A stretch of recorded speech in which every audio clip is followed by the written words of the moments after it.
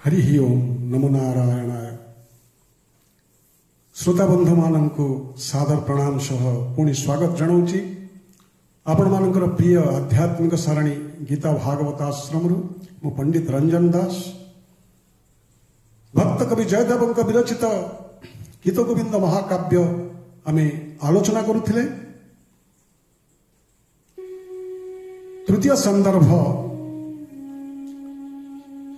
प्रथम सर्गर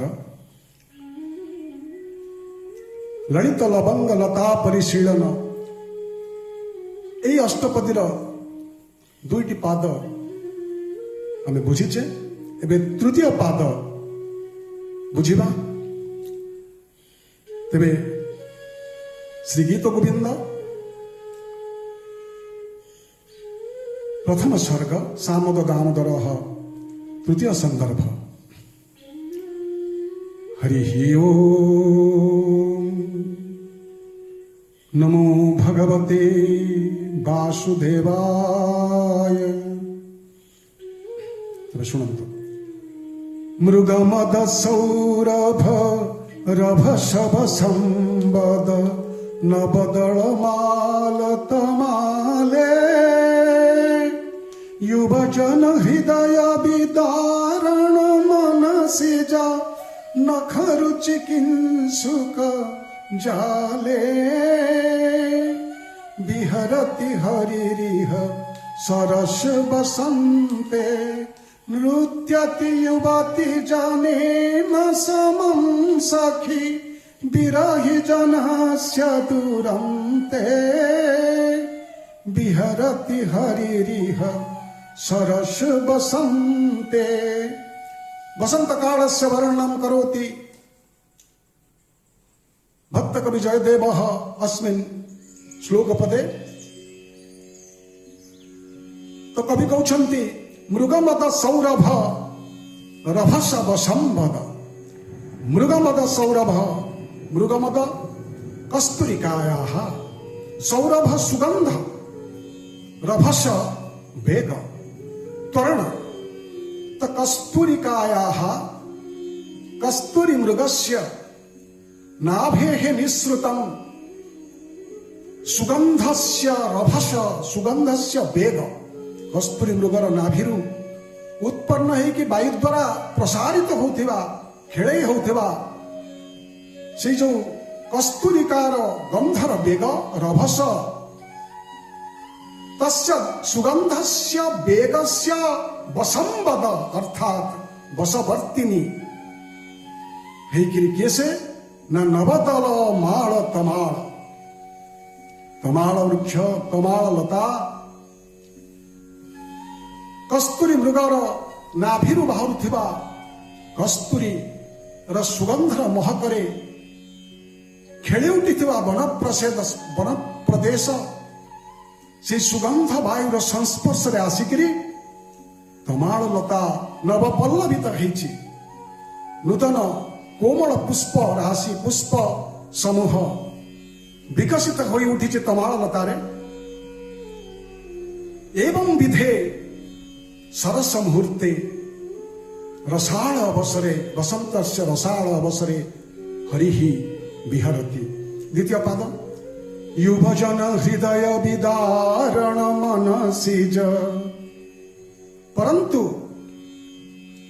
युवजन विरही जन बधुजन विरहित युवक युवती विच्छेद कंदर्प ज्वारे प्रपीड़ित युवक कौन करुची ना तार हृदय को विदारण करने भाया मन हो किए ना मनसी च नखारुचि। मनसी च कंदर्प कंदर्पस्य नखाणं शोभा नखाणं रुचि। कंदर्पर नखर शोभा भली देखा जाउची किंसुक जाले पलाश कुसुमानां जाल समूह विस्तार। किंसुकानां जाले पलाश कुसुमानां विस्तारे।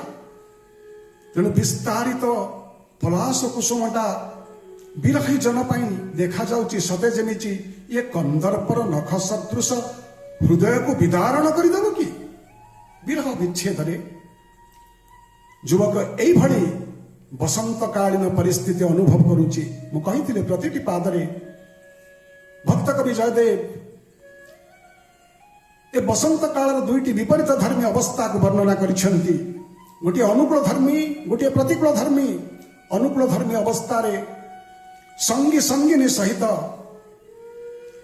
ସରସ ବସନ୍ତରେ କନ୍ଦର୍ପ କ୍ରୀଡ଼ାରେ ରତ, କାମ କ୍ରୀଡ଼ାରେ ବିହ୍ୱଳିତ। ଆଉ ସେଇ ସଖୀ ବିଚ୍ଛେଦରେ, ଯୁବତୀ ବିଚ୍ଛେଦରେ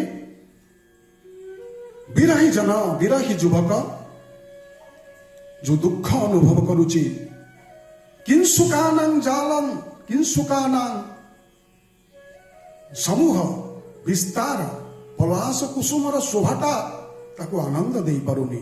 से मने करुची सदा जेमिति कंदर्पर नख परी मु तार हृदय को विदारण कर दूची कि तो अयम तो लौकिक अर्थः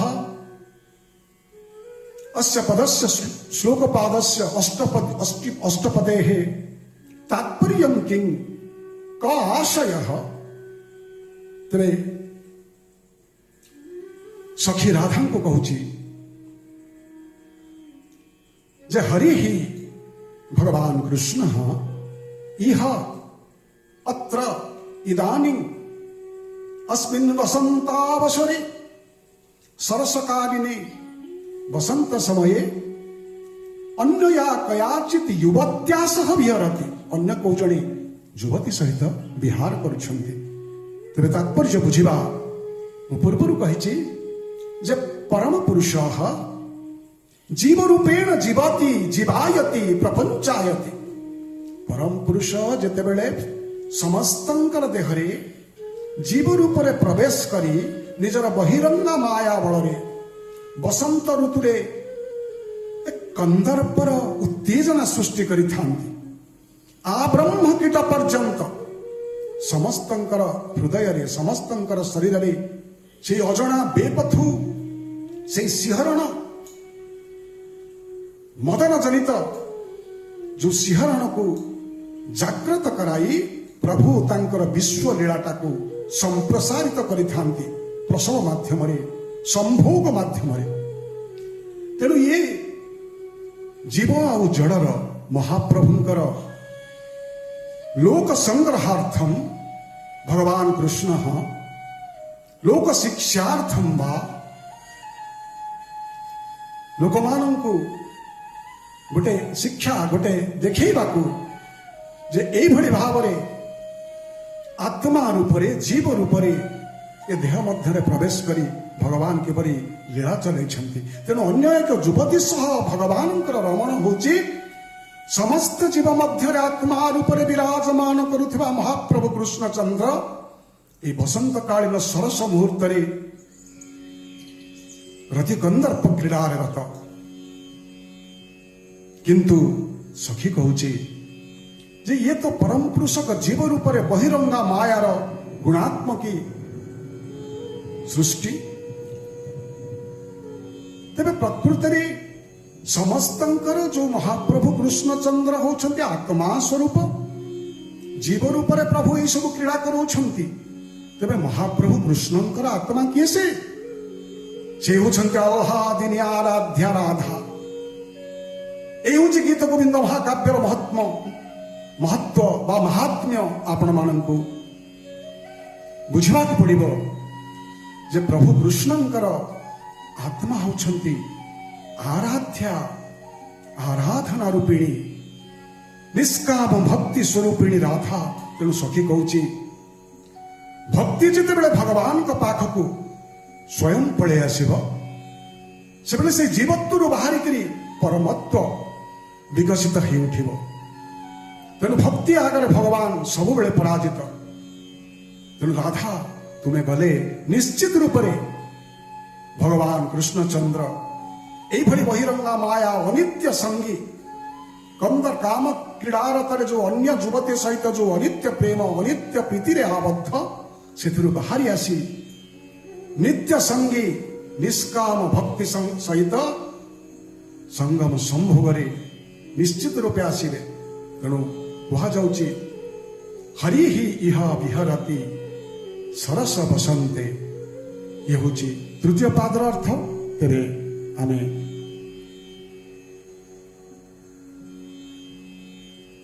चतुर्थ पाद को जीवा।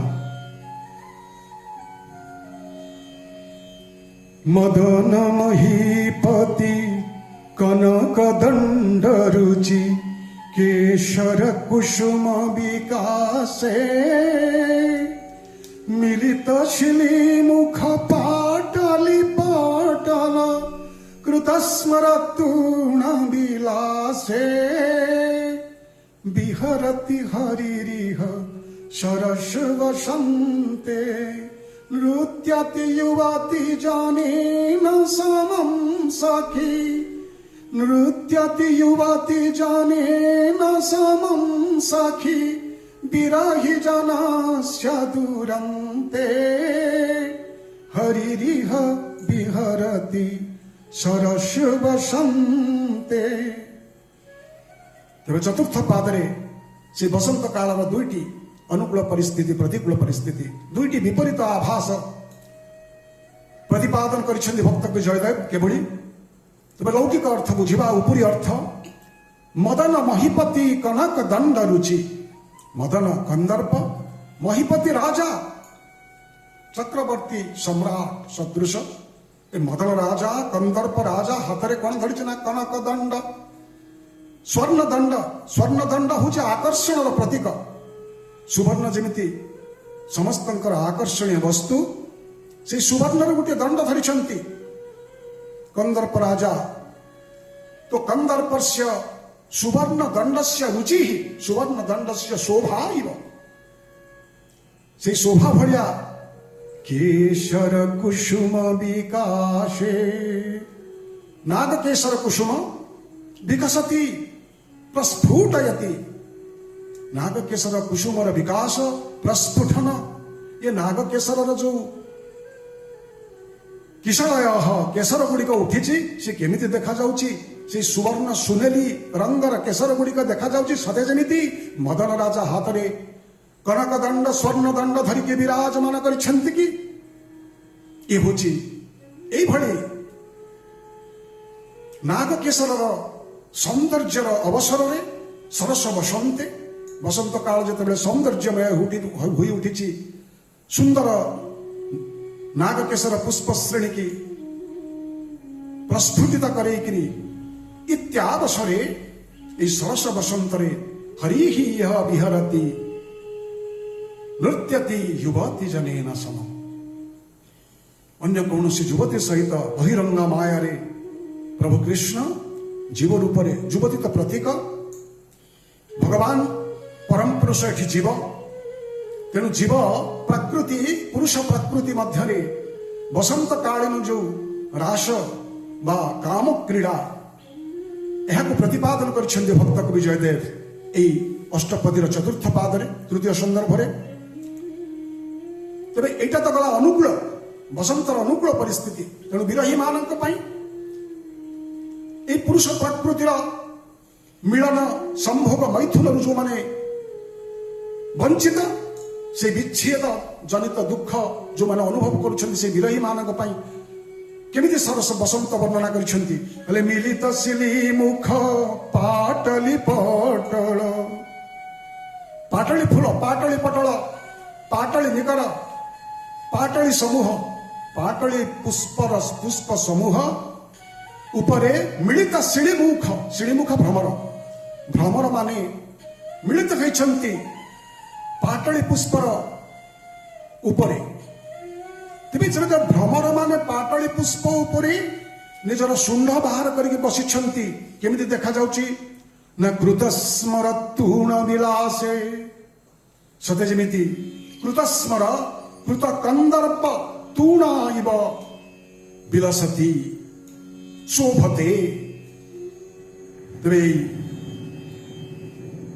पाटली फूल उपरे जिते भ्रमर बसिछन्ति सेटा शोभा पाउछि सते जेमिति कंदर्पर तुणीरे थिबा बाण भलिया भ्रमर मानकर शुंड गुड़िक पाटली फूल उपरे शोभा पाउछि तेणु विच्छेद विरही जन पाई विरही युवक पाई बधू निजर नववधू ठारू बा प्रेमिका ठारू बा काम संगी ठारू जे विच्छेदित से विरही जन पाई जना पड़ुची सते जमिति ये कंदर्पर तुणीरू बाण विद्ध करुची कि ये हूँ बसंत कालीन प्रतिकूल अवस्था अनुकूल प्रतिकूल सुख दुख ये प्रापंचिक अवस्थार वर्णना भक्त कवि जयदेव एथिरे कहते यही बसंत काल मुहूर्त जे विरही मान को जो कुसुम अति शोभामय संगी संगिनी मान को आमोद प्रदान करुची जो